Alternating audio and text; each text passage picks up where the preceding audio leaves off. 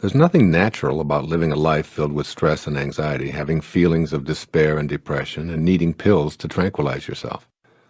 Agitated thoughts that produce high blood pressure, a nervous stomach, persistent feelings of discomfort, an inability to relax or sleep, and frequent displays of displeasure and outrage are violating your natural state.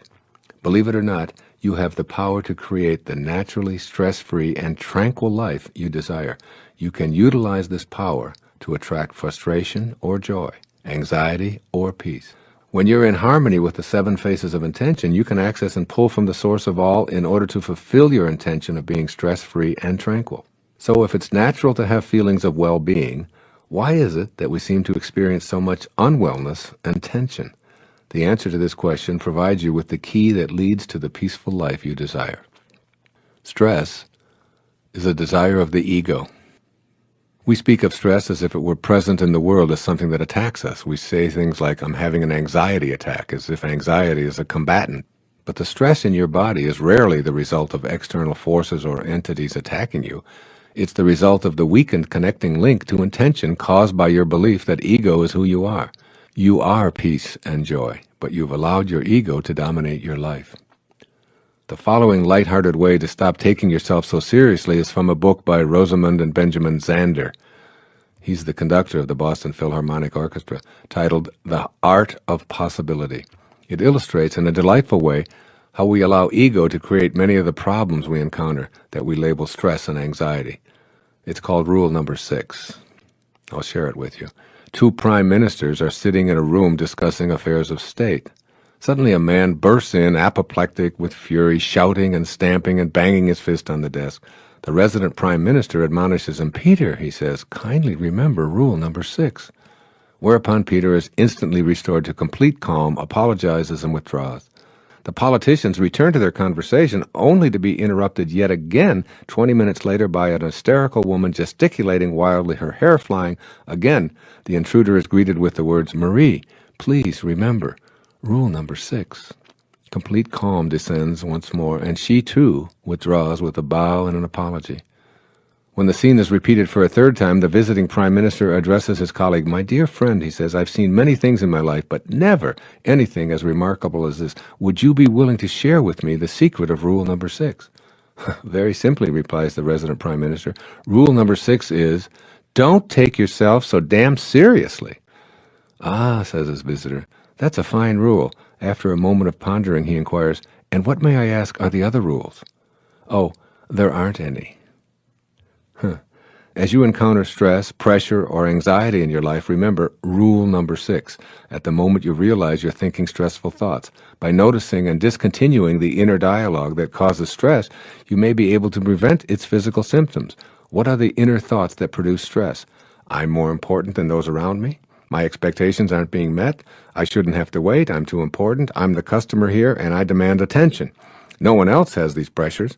All of these above, along with a potentially endless inventory of rule number 6 thoughts, are from the ego's bag of tricks. You aren't your work, your accomplishments, your possessions, your home, your family, your anything. You're an aspect of the power of intention, dressed in a physical human body, intended to experience and enjoy life on earth. This is the intention that you want to bring to the presence of stress. You must become conscious of the need to activate thought responses that match your intention. These new responses will become habitual and replace your old habit of responding in stress-producing ways. When you examine segments of stress-producing incidents, you always have a choice. Do I stay with thoughts that produce stress within me, or do I work to activate thoughts that make stress impossible? Here's another easy tool that will help you to replace the habit of choosing anxiety and stress. I call them 5 magic words. Here they are. I want to feel good. I want to feel good. Your intention here is to be tranquil and stress-free. When you feel good, you're connected to your intentions, regardless of what goes on around you or what others expect you to feel. Many events will transpire in which your conditioned response is to feel bad. Be aware of these outer incidents and say the 5 magic words. I want to feel good. In that precise moment, ask yourself if feeling bad is going to make the situation any better. you'll discover that the only thing that feeling bad accomplishes in response to outer situations is to plummet you into anxiety, despair, depression, and of course, stress. Instead, ask yourself in that moment what thought you can have that will make you feel good. When you discover that it's responding with kindness and love to the bad feeling, which is quite different from wallowing around in it, you'll begin experiencing a shift in your emotional state. Now you're in vibrational harmony with your source, since the power of intention knows only peace, kindness, and love. I assure you that your decision to feel good is a way of connecting to spirit. It isn't an indifferent response to events. By feeling good, you become an instrument of peace, and it's through this channel that you eradicate problems. By feeling bad, you stay in the energy field that creates resistance to positive change and experience a stressful, anxious state as a byproduct. The things you call problems will perpetually present themselves to you. They'll never go away. Resolve one, and another one will surface. You'll never get it done. I urge you to simply accept the fact that you'll never get it all done and begin to live more fully in the only moment that you have, which is now. The secret to removing the harmful effects of feeling stressed and under pressure is to be in the now.